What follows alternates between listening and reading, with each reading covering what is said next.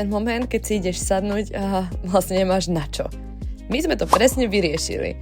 Prišlo nám 6 kovových stoličiek z Biano.cz a zase sme posunuli záhradu ďalej.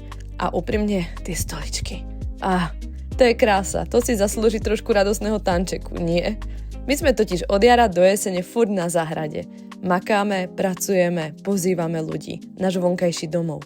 Stoličky mali byť preto pekné, ale zároveň praktické a tieto sú na údržbu úplne easy, utreš a sedíš. Pre mňa sú to ale viac než stoličky. Sú to ďalšie zážitky, radostné chvíle a odpočinok. A ak niečo podobné hľadáš, nájdeš to na jednom mieste práve na Biano.cz.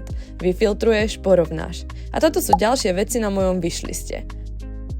A najlepšie je, že wishlist môžem jednoducho zdieľať jedným kliknutím. Takže som ho samozrejme poslala aj manželovi.